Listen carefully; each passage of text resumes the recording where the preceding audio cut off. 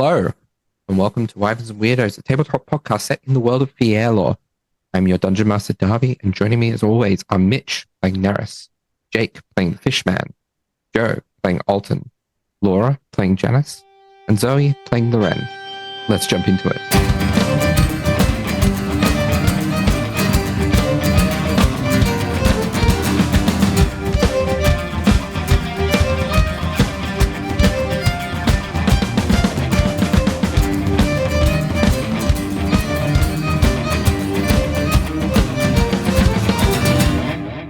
So, where we last left off, the party began making final preparations for the maiden voyage of the Spirited Gull. So while Fishman and 𝗖𝗔𝗦𝗧 went on a bit of a shopping trip to stock up on potions and get some additional magical supplies, 𝗔𝗏𝗏 and 𝗖𝗧 had a bit of a conversation. Well, 𝗔𝗧 went off to have a bit of an inspection of the ship. So we pick back up with Fishman and 𝗖𝗔𝗦𝗧 having dropped things off. And I know 𝗖𝗔𝗦𝗧 has one more errand that he wants to run. In discussion, is there anything else anything else other than that folks want to cover before the big ship reveal? Not really. Get to that ship. So, in that case, 𝗖𝗔𝗦𝗧, where is it that the camera followed you? So 𝗖𝗔𝗦𝗧 and Fishman would be walking back across the city of 𝗖𝗏𝗏, more towards the outskirts. And we are 𝗖𝗔𝗦𝗧, maybe looking vaguely nervous. We'll turn to Fishman and be like, so how do you do this whole quitting your job thing? Well, it completely depends. If you would like severance, perhaps, then you do need to give notice, usually. But if you walk in and you quit on the spot, you usually forfeit any benefits that were put in place. But also it depends if your job has a union as well. That tends to give you a lot more rights as well. So, have you planned all of this, or? I mean, you guys just kind of came back with a job for me a few days ago. Really hasn't been long, so no, can't exactly give me 2 weeks. Well, simply stride in with confidence. It doesn't necessarily matter then what you say or do, but just maybe not anything, any leans in, anything to incriminate, as tempting as it may be. Set fire to something, steal something, or it's not worth it. I mean, it's worked in the past, although usually I just kind of leave, like a ghost, I never worked there. Yes, no, I probably don't want to be too harsh to 𝗔𝗏𝗏 because, I don't know if we're going to be coming back to 𝗖𝗏𝗏𝗏, and some of the work that he's done isn't strictly legal. Oh, that's the best kind of work. Honestly, I think you just go in there, demand to speak with them immediately. If you don't get the opportunity, and you are in a rush, then just take your things and leave. That's what I would do anyways. The ghosting technique, yes, it works well. But if they are there, say your piece, get it out of your system, leave on good terms if you do wish to come back. And I don't know, that's I guess as far as you can really plan. The rest kind of just happens. All right. If anything does happen, safe word. I'll run in there, I'll take anyone down that I need to. And I will set fire to things if need be. I appreciate it. All right. If I say Fishman, you come running. Sounds good. But also you see maybe a slight hint of awe that you were just yeah, I appreciate that. Yeah, no, actually, maybe, yeah. He was a little kind of surprised that you would take up that setting fire to things offer so quickly.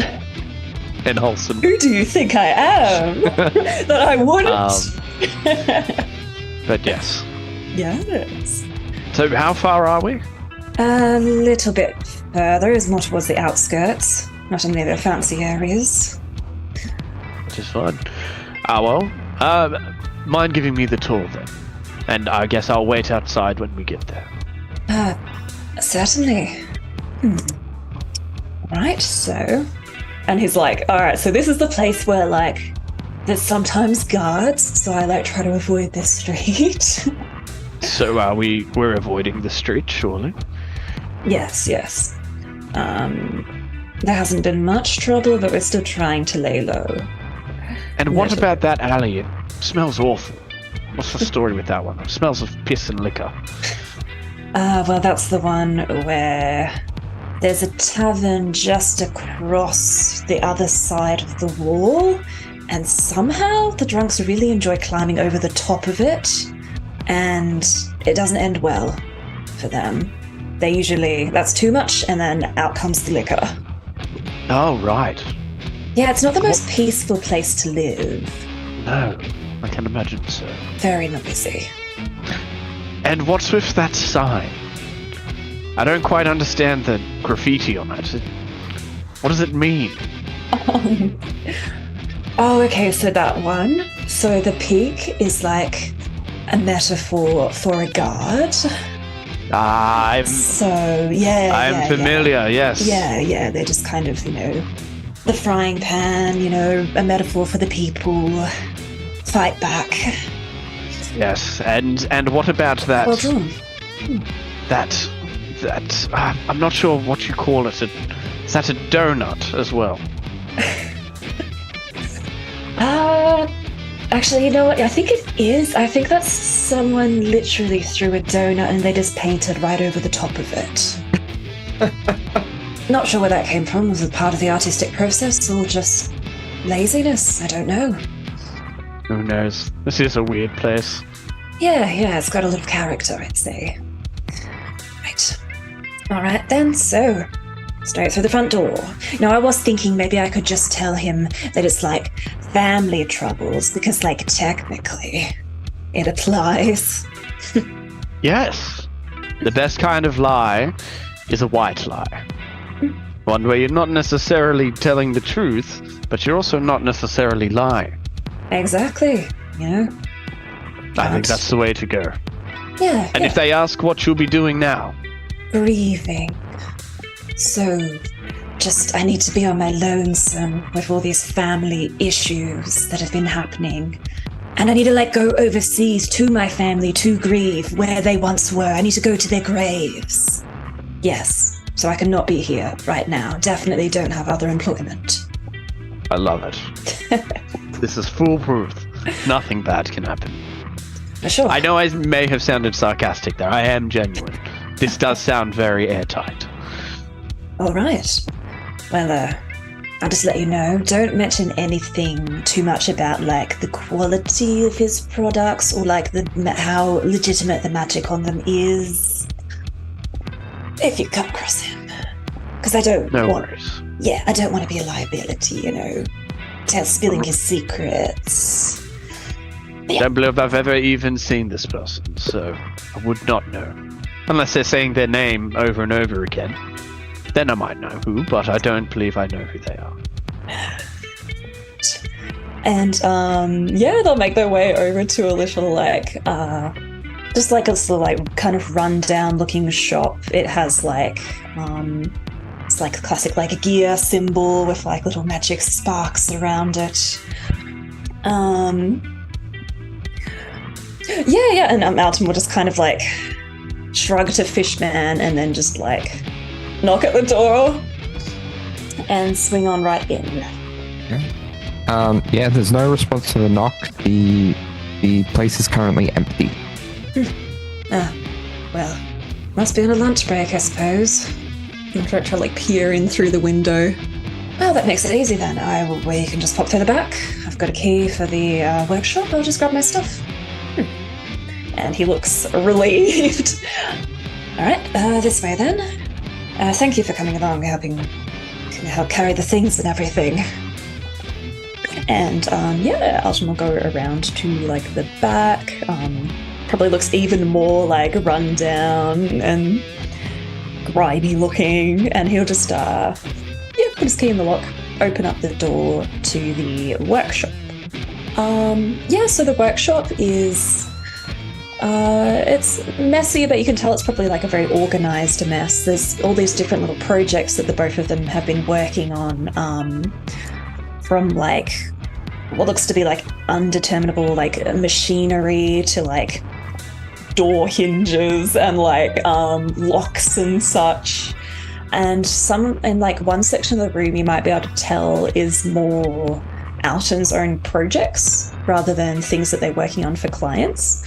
And you can tell this because there are these little things that look a lot like guns, although rather than Alton's pistols, they are a bit smaller and like thicker, and some of them have these little wheels on them that look like maybe they could be manipulated to spring out into different forms, and so the guns could kind of like wheel around, kind of looking like little mini cannons.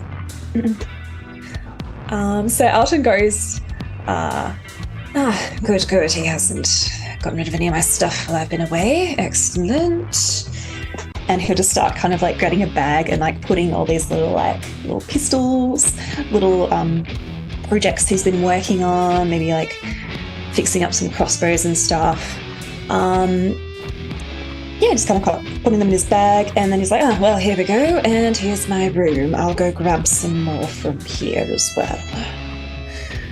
And so there's just like a tiny little door that he would just like swing open. It's kind of just like attached to the workshop, and inside there's just this very, very bare bones room. It's just like a bed and like a tiniest like end table that he's been working on, and just like very little possessions.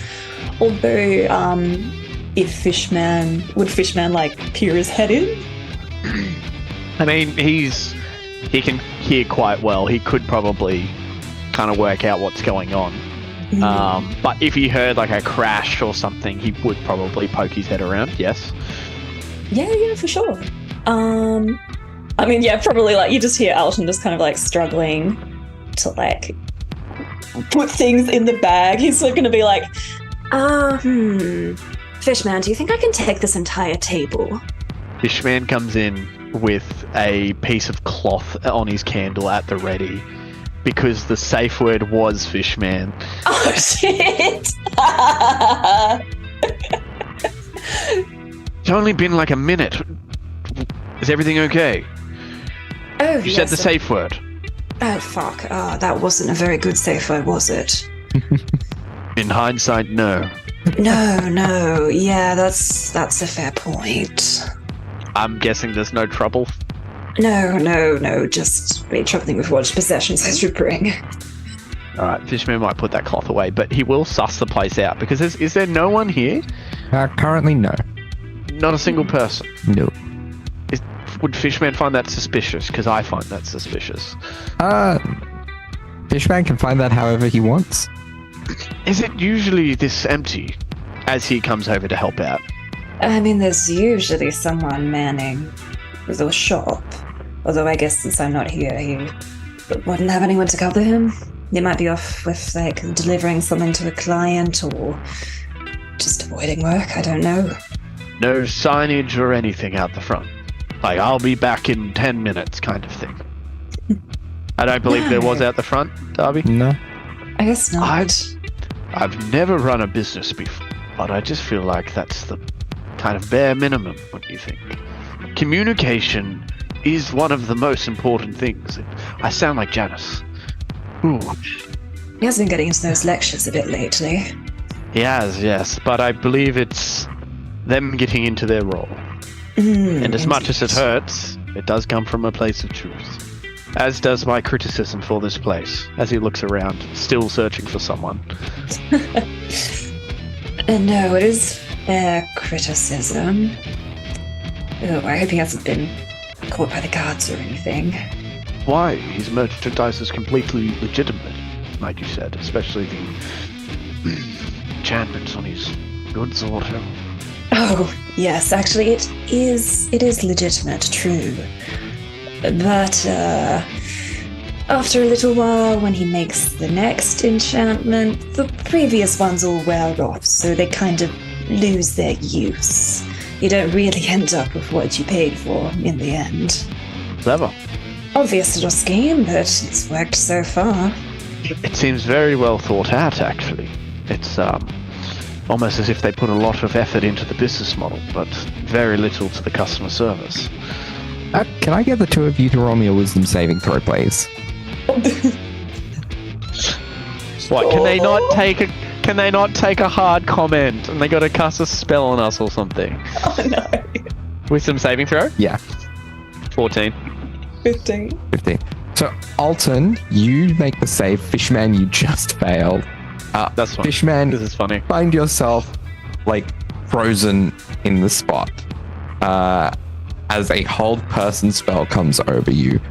And you hear a voice coming from the front of the shop. Who's in my shop? Me, Alton? Don't know why you're throwing magic around. That was you, right? Yes, I don't know why you're... why you've come through, like... Give a guy a warning, alright? Don't just come back in the middle of the day. Give a guy a warning. Sorry about your Right. friend here. And he lifts hold person. Right, yes. Well, next time. Sorry about barging in here. Fishman is gonna turn around at this guy, and he's not happy. What kind of stance is he taking, and where is he standing? He's in the shop front area, and he's like just as it passed, like, so basically from the shop area perspective, just before the threshold leading into the workshop. So from your perspective within the workshop area and near to Alton's old quarters, just past the threshold. So would it be on the way to the door? Yeah. Cool. Fishman will turn back to Alton and say, I'm terribly sorry about this. As Fishman will walk past and make every effort to budge his shoulder into his as he walks past. Terrible customer service. Well, I'm sorry that someone trips my alarm and my first response isn't, oh, it's customers coming into Through the empty front shop door of your street front store. of my clearly empty street front store and going into the back. You know what? Fishman just gives up. And he just walks out and sticks back down out the front. I had two alarms set, one for the entrance and one to the workshop threshold. You crossed both. If you crossed one, I would have been fine. You crossed both, so I am gonna suspect some foul play, aren't I? And so that's why I froze you. Fishman doesn't respond. He doesn't want to make this man any angrier than he has. Not for his sake, but for Alton's sake. Right, yes. Sorry about that, to both of you. Apologies, I'm still a little new with the alarm spell. I forgot to. That's my bad. Oh, you're back then? In a way, yes. No, I think I owe you an explanation for why I left and everything. You see, my dear sister, my brother brought me the news that my dear sister has passed away. I went to see him and we spoke, and I'm just truly devastated, and I think I might have to take some time off. I think I might need to go visit my family grounds. So, it's been, centuries, but still, family is dear. And I think I must return to my home place. So you came back from time off to tell me you're taking time off? I mean, yes, potentially an extended time off. I don't know if the word like quitting is the one, but like potentially quitting, like a gentle quitting. A gentle quitting. Quitting, but no hard feelings. Well, Quitting, but like it wasn't my fault. There were circumstances. well, you're on a day-by-day rate anyway, so sure. If you come back and there's work for you, then maybe there'll be work for you. If there's not, tough luck. You're leaving. But Fair enough. No, thanks. I appreciate the work given. hey, And the materials have been quite useful. hey, and been quite useful having you around the shop. Meant needing to close up a little bit less. I definitely haven't missed that. But as for the rest, yeah, best of luck with the whole process. Alton looks like very relieved at like how well this is going. He wasn't expecting this like decent reaction, I guess. Oh, it wasn't. It's not really what he's used to. But he's like, oh no, thank you very much. No, I hope the business goes well. Best of luck with everything. I will get out of your hair. I'll clear all my things. Right. Okay. And I think you're probably not paying too much attention to this, Alton, but Fishman, because you would be more focused on actually collecting your thing. Fishman, you would notice that Dolmar basically watches Alton like a hawk as he is grabbing his things. Well, that's great because Fishman's actually he actually walked back to the piss alley, and he's casted shape water and is bringing back piss as well. So if he's watching Alton like a hawk, then that's great. And Fishman will be kind of waiting for Alton outside the shop, but kind of making sure he's obscuring the piss. If anything, if we wanted to like ad-lib what the spell's called, it's now shape piss. And whilst he's out there, is there any like window down the side of the shop or something, or if there's a second level, like is it just a window? There's a window. It's only cool. one level for this shop. He waits for Alton to come out. Excellent. All right. Yeah, Alton will spend a bit of time just like getting all his little knickknacks, all things that he's made and like has come out of his allowance for him to be able to use those materials. Yeah, I guess maybe Fishman would have caught a glimpse earlier that there seemed to be like all these blueprints in Alton's room. So he will be stuffing them into his bags, like carefully into the bags on top of the rest before he will tend to go, probably looking a bit silly with like big bags of things. He will mournfully look at the side table like, oh, fuck, I can't lift that. All right, this one's on me. Yeah. Does Alton come out? Yeah, he'll come out. Fishman's going to whisper, good terms or bad terms? Surprisingly decent terms. Do we want to keep it that way? What do you have planned? I imagine you probably see this sphere of piss just floating in the air following Fishman. Alan just looks at this for a moment and then starts laughing, tries not, it's like, no, let's not laugh at this, but he is like so amused. He's like, if you can make it like an accident. Can Fishman use shape water and, shape piss and kind of seep it through the window? Oh. If at the very least it's going to stain the wood. But yeah, he'd like to essentially push it through the window. Oh. Roll me an Arcana check. His handling check. Surprisingly, he's not adept with the, yes, not adept. That's a 3. Oh, sorry, a 6. My bad. 6, I rolled a 3. So, the area around the window on the outside, very pissy. That's fine. And then if Fishman can he please cast Tensor's floating disc and say, put your things on there, we don't need to carry them. It's like as a floating, hovering disc appears that can hold a substantial amount of weight. So no, that's a good use of magic. Oh, thank you. Yes, no, that would be handy. He'll chuck his bags on. That was there anything else we need to do? Was that it? As Fishman begins walking away. No, I think that was about it. I've managed to get all my stuff. Excellent. He's not going to, I don't know, try to off me for knowing any of his secrets. It takes him a second to think about this, and there's like, do I value my own judgment on who is going to kill me or not? Do we legitimately need to be careful about this? I've never seen him try to off someone. I've never heard of that, but I don't trust my judgment on that with anyone. Can Fishman just be extra observant on the way back, please? Sure.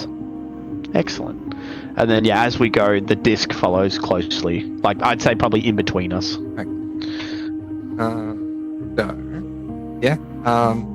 So you return to the docks, the dockyards, where I imagine you probably meet up with the rest of the party, with the last of the thing gathered onto the ship. And Neris, would you like to describe what you and Eldrin have been working on for the past couple of months? Absolutely. So, as you all kind of enter this dockyard, you can see we're in a section of the dockyard where it's very quiet, not a lot of foot traffic, not a lot of through traffic. You get a sense that it was that this spot was chosen for that reason. You can see right at the very end of this dock a very thin ship, long but a little bit shorter than the Polaris, but that thinness kind of gives it an abnormal size. As you're walking up to it, you get a sense that it is mostly wood, but there are a few metal components, a few different choices that it doesn't appear like it would be. This is very clearly not a normal ship. You can see the figurehead is that of some form of a bird with this long wooden beak seemingly pointing the way forward. This avian theme continues throughout the length of the ship. It's got almost ornate, decorative, folded wings along each side of it. Before noticing on closer inspection, there's ropes and pulleys attached to them. So you think potentially they move or they operate somehow. This avian theme concludes at the base of the ship, where you can see just poking out at the bottom two very long, sturdy talons towards the back of this ship, and then something almost industrial at the front to kind of give it balance, as if it was going to be standing on land for some reason. The most notable difference between this vessel and the other vessels that you've seen, any other vessel that you've been a part of in your journey out on the oceans, is that this vessel doesn't appear to have a mast. However, when you're actually looking at it, when you get closer, you can see on the deck itself, in the center, there is some form of contraption, like a hinge that is connected to a long, folded, collapsible mast that appears to almost use the same pulleys as these wings on the side, where they all potentially come out and operate at the same time. And as you get a little bit closer to this vessel, I think Neris will, probably a little bit sheepishly, step out to the front and say, "May I present to you the spirited god?" Yeah, fancy looking boat. Thank you. As Neris grimaces, Janus has been sort of standing with his legs firmly planted apart, sort of taking in the sight, hands on his hips. He's like, "Great Shogness, she is beautiful. What an elegant and unusual construction. This is really magnificent. No mast? And such a long shape. I've never seen a ship like this before. You made this in secret." He turns, like, grinning, sharp-toothed at both Neris and Fishman And then his eyes do dance over to where 𝗖𝗔𝗦𝗧 is standing further away, I imagine, as well. But yeah. Yeah, 𝗖𝗔𝗦𝗧 is coordinating like the last minute loading of supplies, particularly the more perishable stuff, such as food. That makes sense. And yeah, Janus kind of like noses up for a beat and then returns his glance back to Fishman and returns his glance back to Fishman and 𝗓𝗓s. Indeed, this is what we have been working on. It is good to see her in motion. It looks as if it came out better than we imagined. Looks completely different to what it looks like on blueprint rather than right in front of you. Have there been many tests? Oh, sorry. You truly get a scale for things, don't you? It's incredible. Have there been many test runs around here? This is... I don't have much experience with the planes. I've only really traversed this one. I've heard about others, of course, and I don't know much about the plane above us, so... We have taken... No, all good. I assume this has been built in this shape to better travel? It has. We have taken every advice available from scholars and travelers of like. This is, however, still very new magic and technology. It is. We have done as many tests as we can, yes. Well, wouldn't be the first time I've jumped blindly into the breach, and this has much more research and weight behind it than the rest. This will be an interesting voyage. She is a beautiful ship. You can see 𝗓𝗓s as he is answering these questions, he seems mildly distracted. As he keeps looking back to this ship and the people coming and going from it, and the stores being laid out and orders being barked, and he's just kind of lost in the moment. A space cadet! Loren just kind of appears from nowhere and just kind of clicks in front of your face. You did a good job. Looks good. Those wings functional. From everything that I have heard and researched, we have researched, I believe they will aid our travel, yes. Cute. That's kind of fun. We literally are a little spirit. Is that what you suggested? Spirited gull, because you made it all bird themed. That's kind of cute. The name and the design are too. It's not. That is not. The wings are functional as a necessity. This is a good point. You seem to like gulls, 𝗓𝗓s. Is that something important to you? Or do you just think they're cute? Because they are. I think it's a great name. They travel great distances. That's a good point. Every ship has a good name, so that is a good name. And the bird features purely allow for a more streamlined. You know it's less weird if you just called it a spirited gull and it happens to have wings for like no connected reason, right? Like it's more fun if it's themed. Oh yes. Not that there's anything wrong with wings too.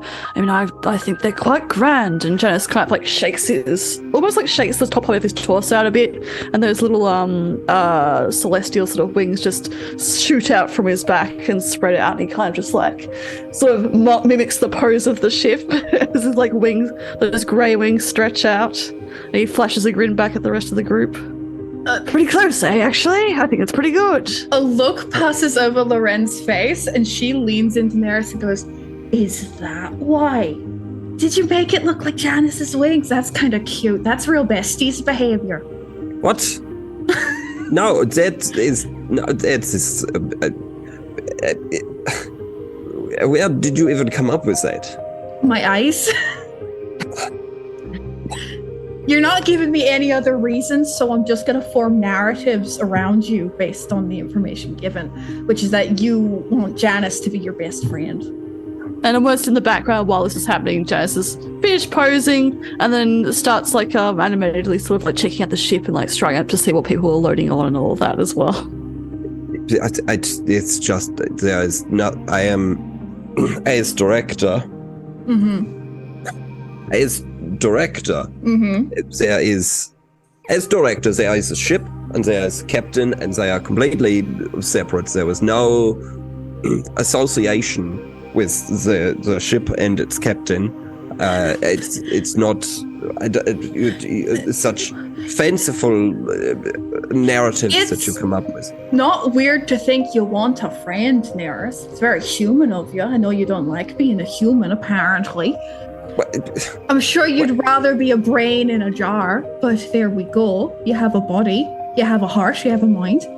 I mean, there would be benefits to just being brain, but that's I don't even understand why that has come into the argument. I don't know why there's so many bird themes and you're telling me they're not connected. It just seems weird. You're being weird right now. I am not being weird. Yes, There's you nothing are. wrong. I have got a ship. I have named it a name, and there is wings because it helps with the Let the man like his cute little birds, you know? Looking at this wood, I reckon we could carve some little ones into there. That'd Do look not nice. Maybe we take could have a a little knife to bird that. motif in like a That's a good idea, Alton. Absolutely not. I am really make it changing ours. this. No more crew. It is just me. Oh, I'm gonna enjoy being here, actually. I think I'm gonna really enjoy this. Can we go on board, or is that like, are there more bird thieves you're now telling people to eradicate quickly so I don't make more fun of you? It's just the go and explore. Yes! Loren's gonna go onto the deck of the ship. Okay. Yeah, so Neris, Mitch, what does Loren say as she steps aboard the ship? I imagine the rest of us would also follow as well. Yeah, so as you actually board this vessel, you get a sense that this is very much themed like the deck of a standard ship. You've got everything as it's a little bit thinner, but looks-wise, very similar to the Polaris or any other standard vessel that you've been on. You can see there's aside from the large center folding mast, which is currently now being winched up, I guess. And you can see it almost as this mast is being winched up, you can see the sails don't go along a cross beam, they go almost out behind like a fin. But other than that, there's no difference to a standard ship. You can tell even the crew that are loading everything on are very sailor-like. Obviously, they look like they're paid a lot more. They're private workers. But aside from that, they're all loading your standard supplies on everything as normal for a ship. And it's a lot more like the temporary homes that you guys have had in your journeys on the seas. Damn. Loren kind of stands in the middle of the deck, sort of as she runs on, waiting for everyone to catch up, and just quietly to herself goes, damn, they really did do a good job, huh? She's even more sorry. Alton's looking like really fascinated by like all the little makings of the ship and all the little workings. Very impressed. She really is magnificent. She looks even more impressive on board. It really does remind me of the Polaris in a way. But different, new, exciting. This is a wonderful ship. Good job, Neris. And Fishman, and all the other crew that you employed. You have done a very good job in 3 months. Absolutely. Fishman, did you have much of an input on the design? Just merely helping out here and there. Honestly, it was mostly Nurse. I see. Although you've been sailing for years, I assume you would have had some kind of, your stuff. Certain designs that I wanted to utilize, I did put forward. Excellent. I'm curious to see if we have any harpoons or anything then. Actually, yeah. Does the ship have any weapons? There are weapon capabilities, yes. I don't know if any would be visible at the moment. Not at the moment, no. I believe, yes, we do have ways to defend ourselves if attacked. But right now, they are put away. Additionally, you hear 𝗖𝗔𝗦𝗧's voice as he approaches from behind. The hull itself is well shielded against both mundane and arcane attacks. There's a good deal of deflection through well paid for abjurative magic. And of course, some good firepower from a couple of evokers I was able to employ as well. Oh, good. I suppose we would need a lot more magical reinforcement if we had to be traveling somewhere that is not so born of might and muscle, I suppose. Don't really know what's going on up there. The point exactly. We don't know what's up there, so we need to be prepared for anything. Ah, good idea indeed. I see you have all considered this quite carefully.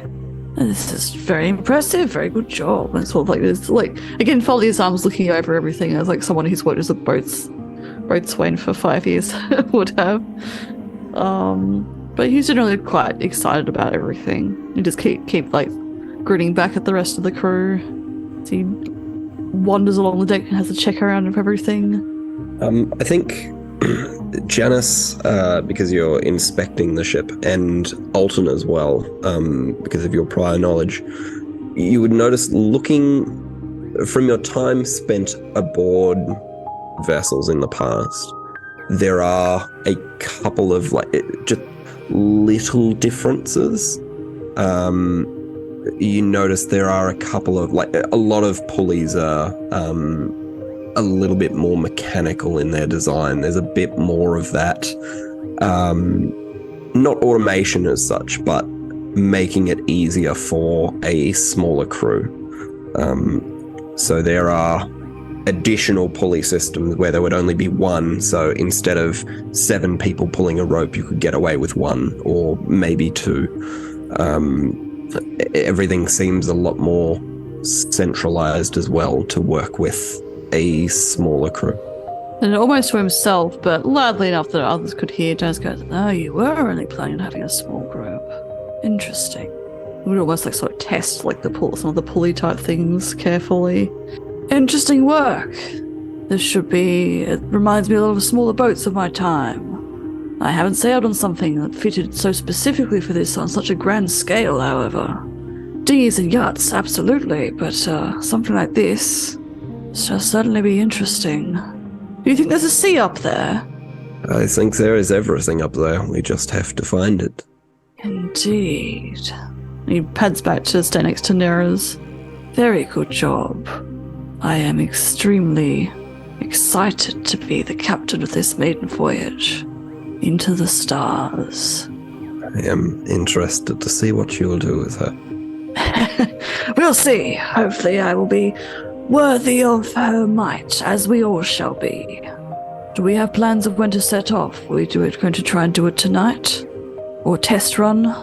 It would be ideal to have some form of small-scale test run. There is much we need to work on. However, theoretically, she is ready to go. He looks back up at the sky, with the clouds sort of swirling around, some gulls flying past. Indeed. Up into the stars. It almost makes you think that there's less limits on life now, when you consider it on different planes. How very exciting. Good. Well, we should become acquainted. So, our navigators, where would they be stationed? We should show everyone around.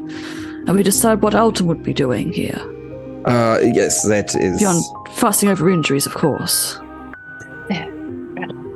Fussing? No, that is a very good point.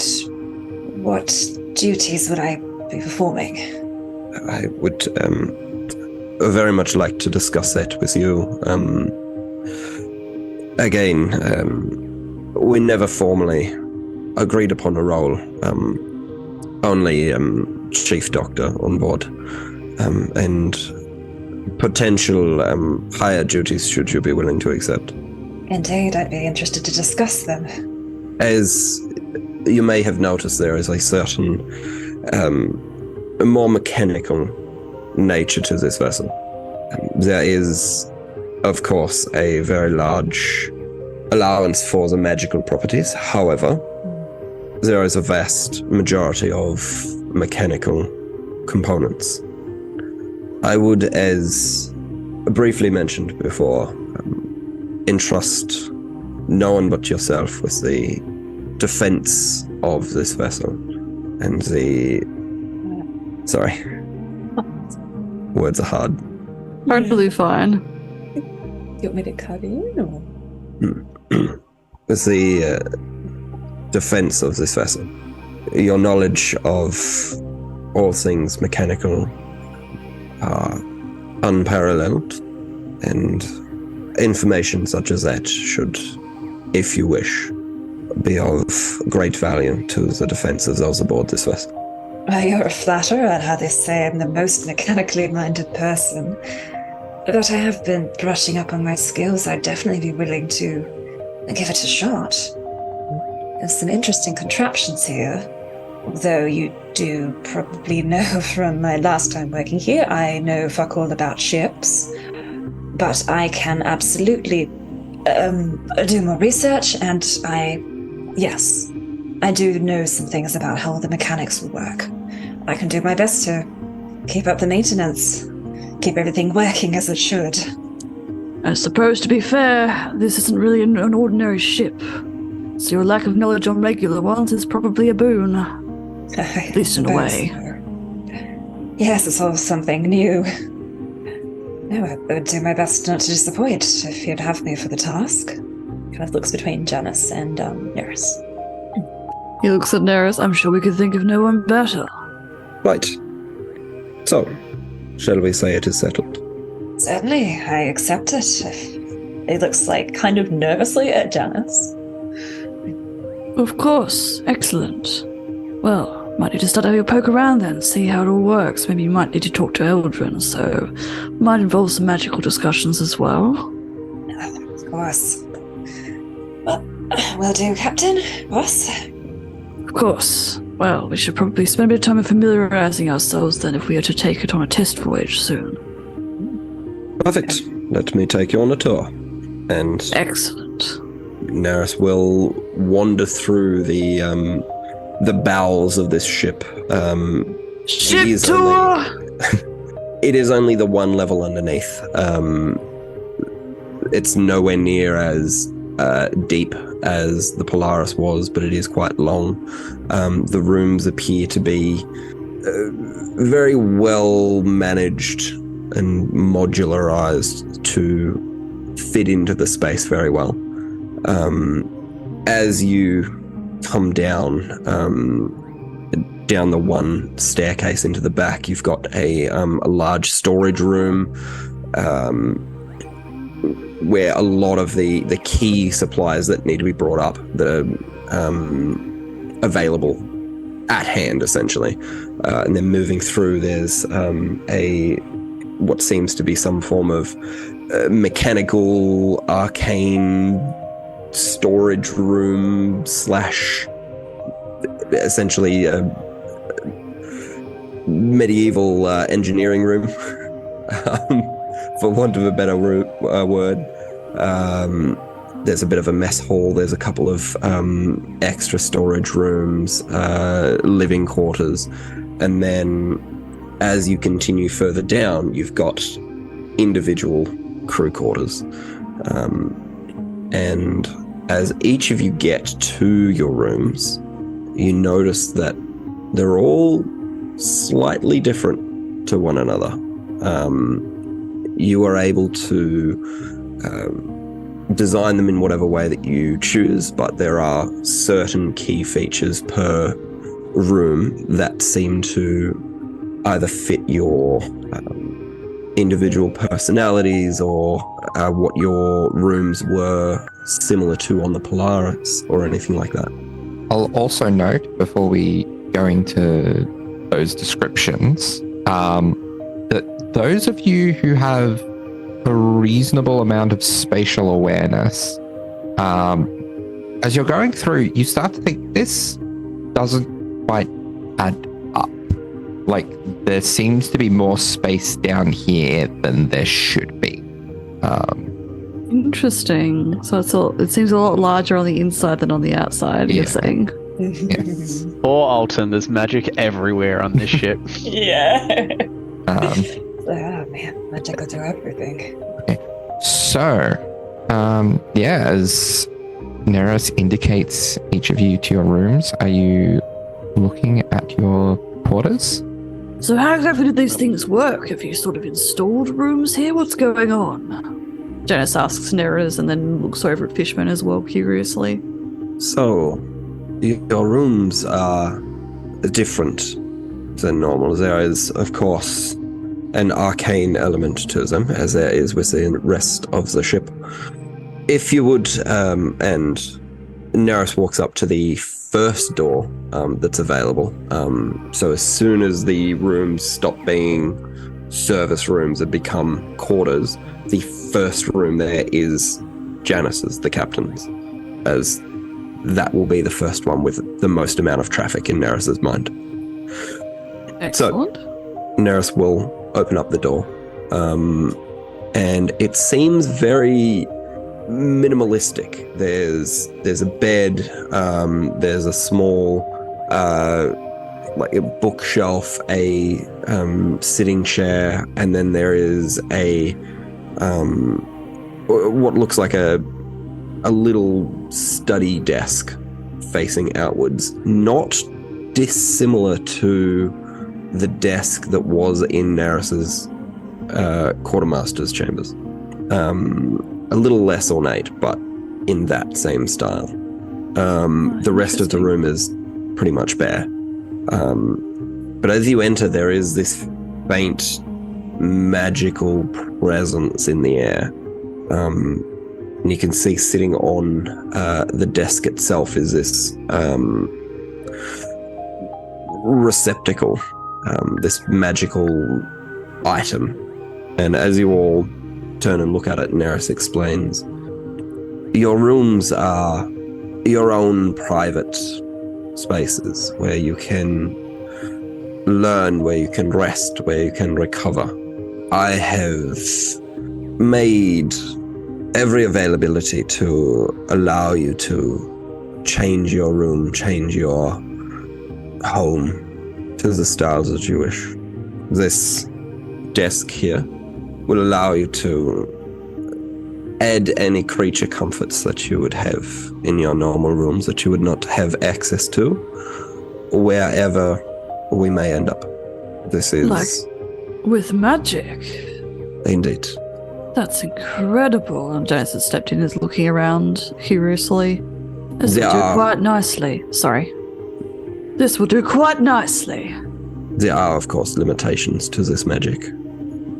I would love to be able to explore this more fully.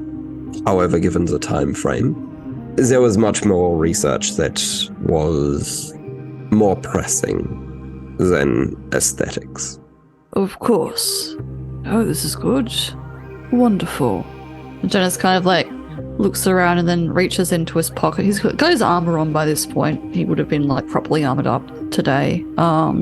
He reaches into his pocket and carefully pulls out and then like sets up along the desk 6 little carved wooden sharks and turns around. Feels like home already. Perfect. I will investigate the magic with in time. This is interesting. So you just sort of concentrate on it or touch it and then think really hard? There is a connection that will be formed. Interesting. And interact with a clear mind. I see. Well, things to think on. It will do for now. And it can grow later. That is a very intriguing concept. I thank you for organizing this. He then also puts out a little velvet pouch, which Neros might remember was the little sea glass stones that Janice has, that he originally had laid out very carefully in his previous room. Wonderful. Thank you very much. This is much forethought and planning. He just nods at Neris and the rest of the crew. Onwards then. Yes. As we scoot out to go to the next person's room, Loren is going to sidle right up to Neris and go, see, well on your way to being besties. I don't know why you're acting like it's not a thing you're after.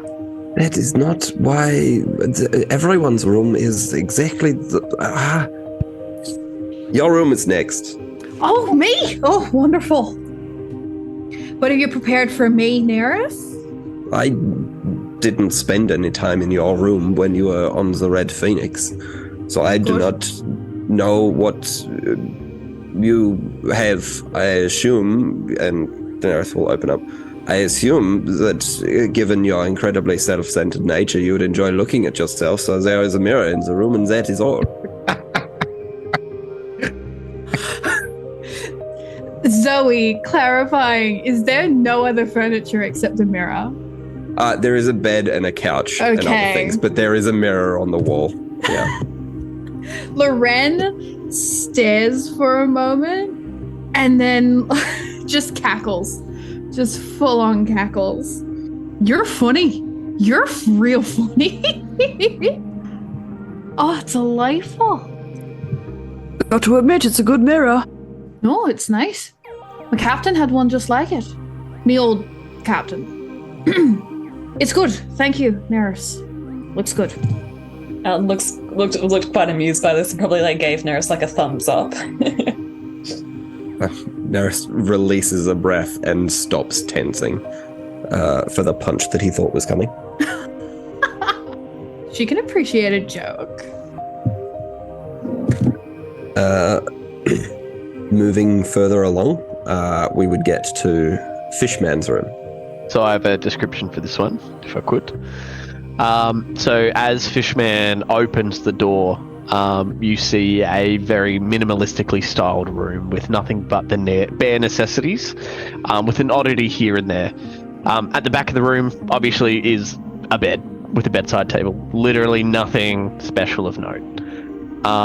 However, there are empty weapon racks skirting the walls, ready to hold a wide variety of armaments. There are 2 bare armor stands nestled in each of the far corners of the room. On the right-hand side of the room, you can see a desk adorned with writing utensils and bound books stacked beside from the floor up to the height of the desk. Fishman will enter the room and place a worn book closed neatly in the center of the desk, besides some sheets of blank canvas. One of which he will grab, actually, and quickly inscribe a message. On the left of the room, which is where Fishman makes his way, you can see a larger desk littered with cartography supplies and pathfinding tools. Probably not as many as you would expect in an actual navigation room. You could probably assume that this is just his personal stash. Fishman will grab some of those tools and twine and quickly do some crafting with the canvas that he had earlier. As you look behind you, you will notice that the door is quite thick, and also has a notch in the door. It's carved quite far up the door. The notch is covered with what looks like a sliding cover, with a latch holding it in place from the inside. As Fishman shoos everyone out of the room, you'll also notice on the other side of the door that the notch continues. It's basically a hole all the way to the other side of the door. Fishman closes the door and hangs up a bit of canvas with string attached to it on the door handle, saying, "Knock, but do not enter," as he smiles to all of you and says, "That's my room. Now please follow the rules." Well outfitted, very impressive. I had the advantage of having some say in the design pre-reveals, so I kind of got everything ready without needing to actually store my things here. Very well done. Looks good. I think so too. Was it too much? Oh. No. Sorry. I didn't even have a mirror. Did you want to say the same thing, actually, Rich? Because Jazz was about to say no, never too much. I don't know what one he was talking to. Anyone can reply, but he was talking to Janice. So Captain Stormbreaker. Oh, well, you know me, there's never too much, I think. More pizzazz is the better, really. It looks quite good. I like but a few things in my room, and I feel like I've really nailed down the utilities I might need. Well, it's fair. I think your room is a personal thing. Personal touches are always good, but utility is very important, especially considering that's what's important to you. No, I think that's really good. Good room. Good job. I'm sure the rest of the crew agree as well. I do not need your approval, but thank you.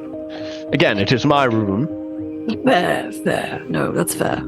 But who is next? I'm excited to see everyone else's room. We have Alton coming up as well. Just up on the left. And as Neris opens up the door, this room is a little bit larger. And that's because it's got a couple of large workbenches on the right-hand wall. There's various mechanical tools and components on the one on the far right. The one on the left is completely empty and bare. Oh, this is a good workspace. I'm surprised that you came up with this on such short notice. Thank you. I was very grateful that you accepted the position this morning. As you can see, I did already have a few items prepared. Banking on it, were we? No, it's I do appreciate it. Should come as use, being the ship's mechanic. Now, I look forward to doing some little practice to see if I can figure out the workings of this thing. A room fit for an engineer. Sorry. Oh, yes. A room fit for an engineer. Wonderful. No, this should be good. I'm not sure how long our journeys will be on a different kind of sea, but it's good to have a place to make a home for a while. And he'll thunk his bags down on the ground and look pleased. Well, that is everybody. There are a few extra guest rooms. Elgin's room is up there on the left. Please do not... it has been requested that you do not enter that room. Elgin will also be accompanying then. There have been accommodations made should he wish to accompany us on certain missions. And we'll have space for our new friend, shall we say, as well, somewhere. Galut. Should Galut wish to accompany us, we do have one of the spare rooms has already been outfitted to contain a larger creature. Excellent. Well, hopefully, I guess we'll see how things go. I don't think it really has anywhere else to go, so a matter for later. Of course. Don't we get to see your room? Sorry. No, sorry. No, you said that again. Sorry. Don't we get to see your room? My room it's almost exactly the same as the Polaris. There is nothing to see. Oh, so it doesn't have a bed in it then, does it? Because there's no crew for you to sleep with now, so you probably can't afford a bed now. You know, I'd forgotten the whole thing about you two sleeping with your crew. I'd forgotten, and you've reminded me, and I don't like it. Yeah, no, again, it was kind of awkward, right?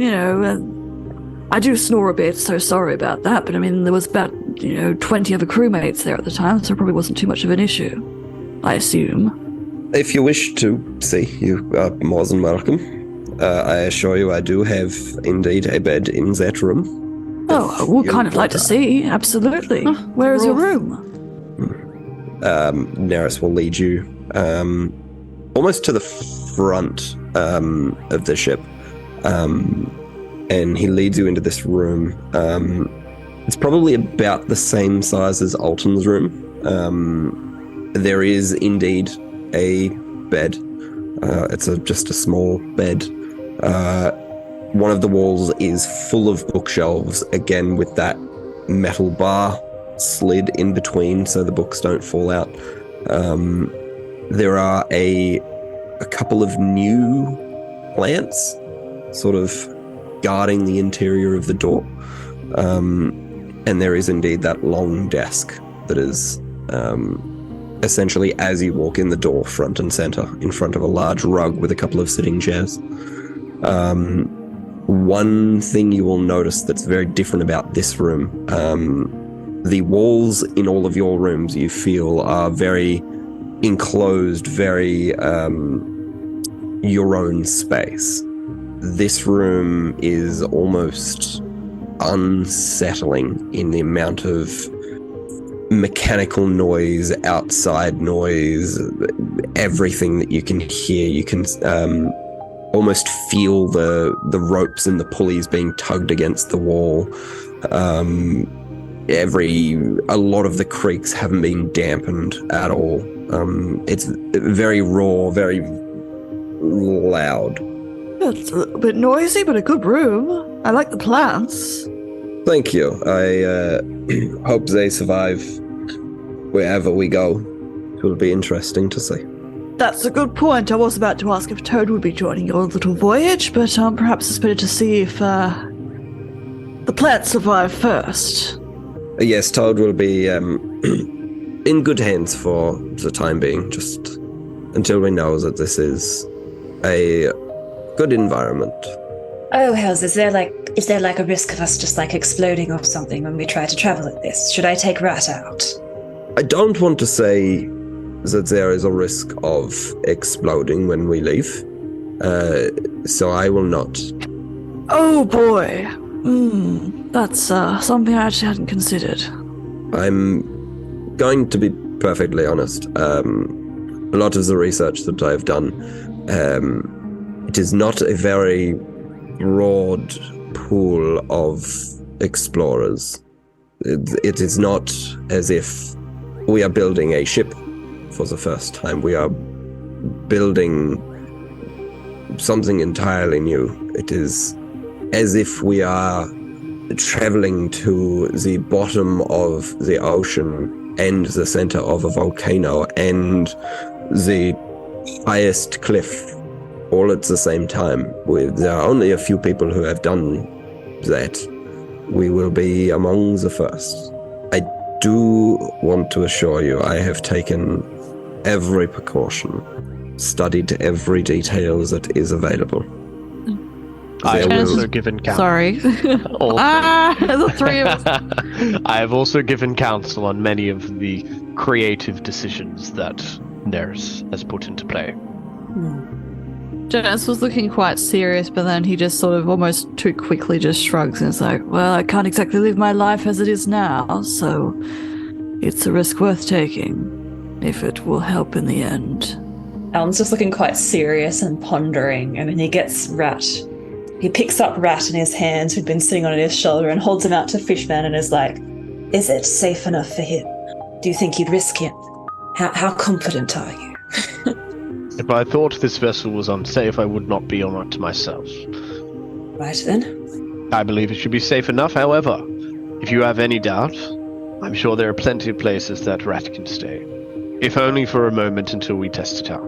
But I have every bit of confidence.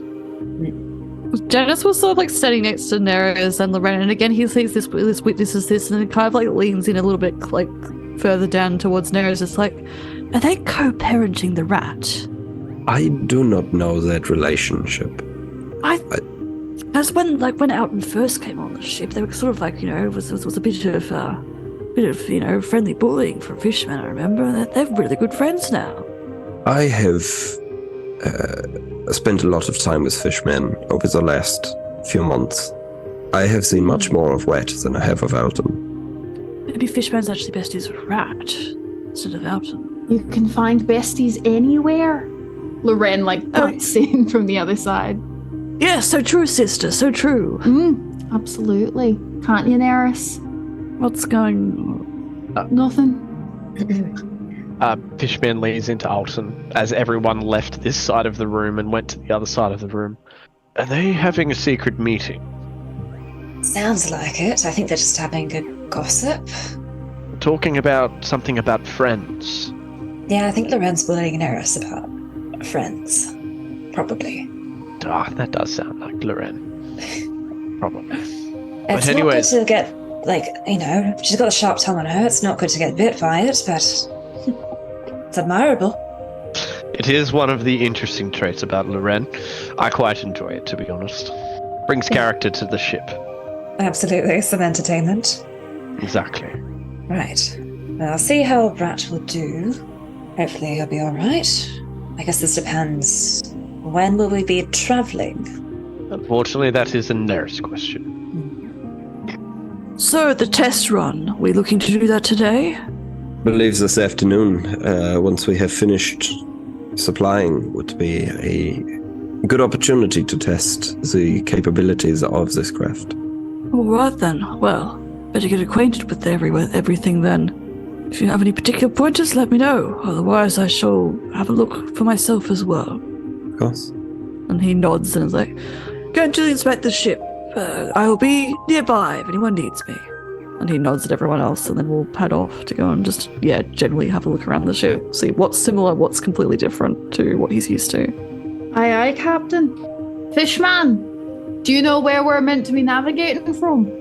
There is a place, yes. On that note, All right, there is one particular very important room that you have not been shown yet.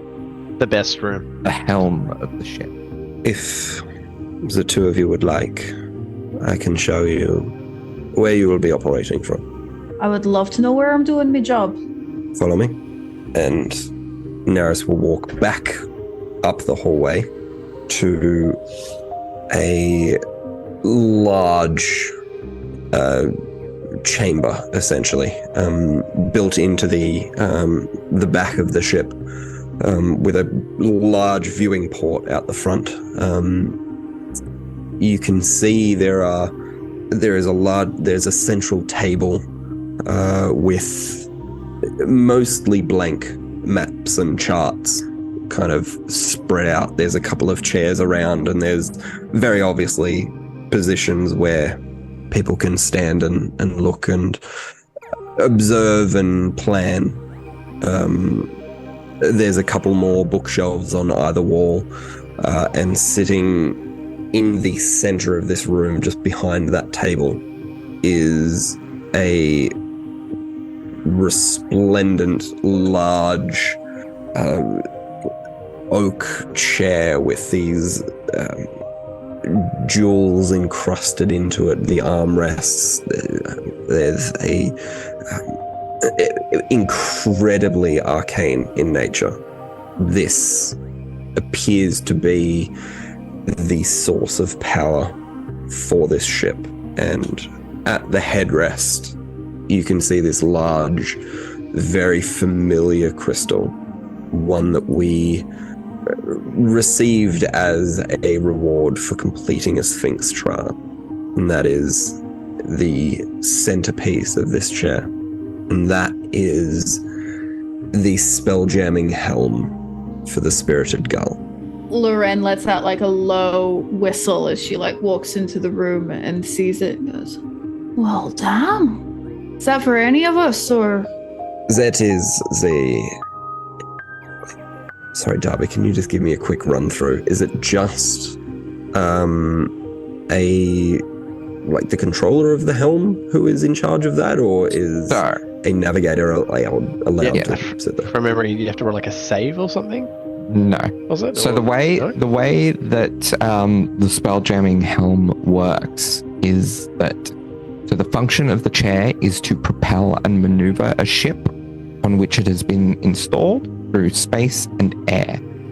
It can also propel and maneuver a ship on or underwater, provided the ship is built for such travel. The ship in question must weigh 1 ton or more. So while tuned in to the spelljamming helm, you can use the spelljamming helm to move the ship through space. So you need to be attuned and seated in the chair for it to function properly. So you can use the spelljamming helm to move the ship through space, air, or water up to the ship's speed.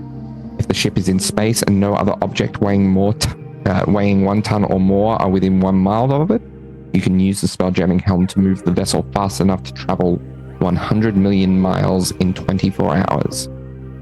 But that is only through pretty much empty space. If there's anything weighing more than 1 ton within 1 mile of you, you'll be slowed down to the ship's regular speed. Okay. You can steer the vessel, albeit in a somewhat clumsy fashion, in much the way that a rudder or oars can be used to maneuver a seafaring ship. And at any time, you can see and hear what's happening on and around the vessel as though you were standing in a location of your choice aboard it.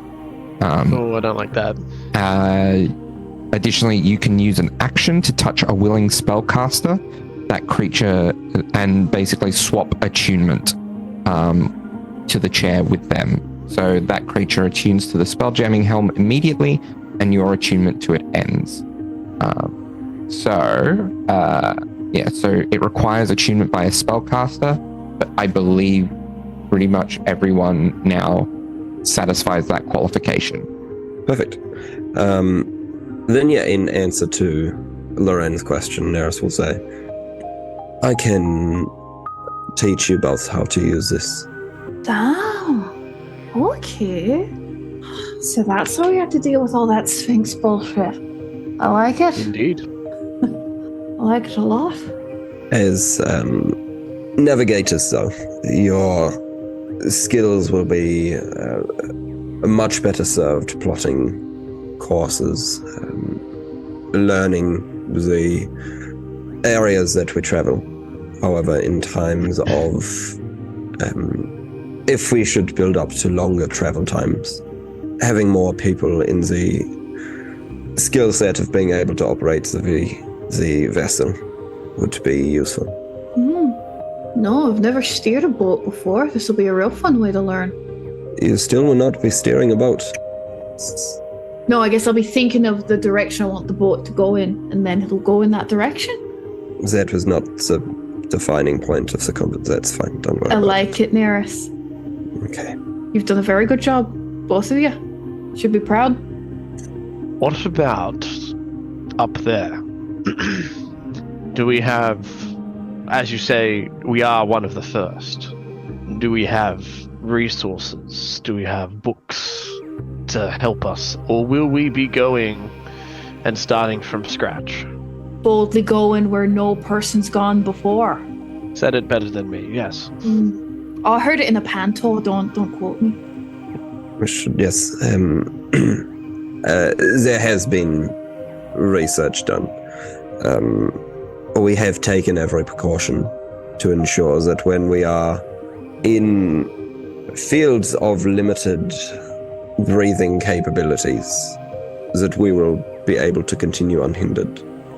There is, as Eldrin mentioned previously, a field around this vessel which is emitted by this very chair and some of the other magics that have been put in place to safeguard us against those events, but there have not been many.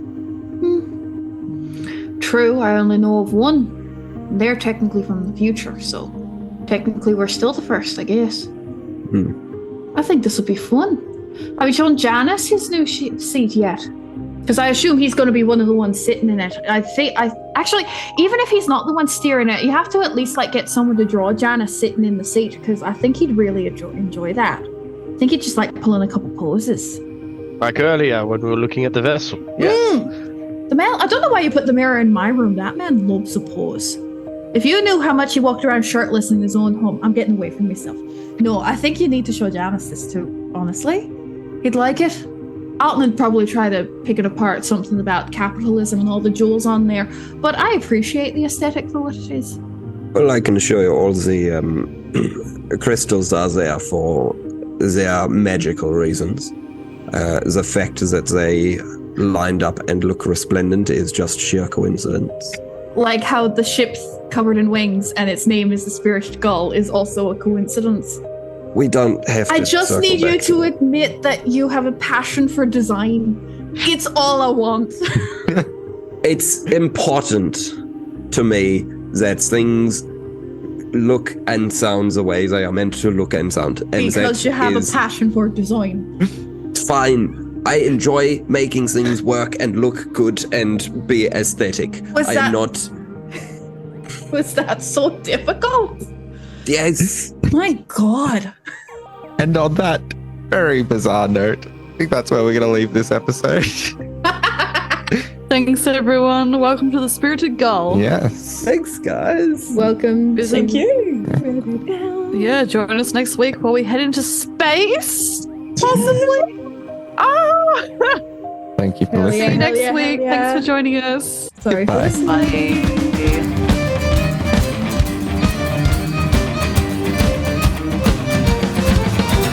Giant. You just No. die. Stop being able to roll a Implode. save or That's we'll it. fail. End of campaign. Done. No. Cerise is alive. Oh, that's Yeah. why you're here. You're taking over Yeah, the there we campaign when go. we combust. Oh god, imagine Reese that. It and just Toad. suddenly becomes an evil campaign. Yeah. Yeah. Suddenly? Suddenly? Yeah. Because like Mitch can play Exley and also Eric, so you can I'll just just be play constantly Old trying. and Neris. Oh yeah, true.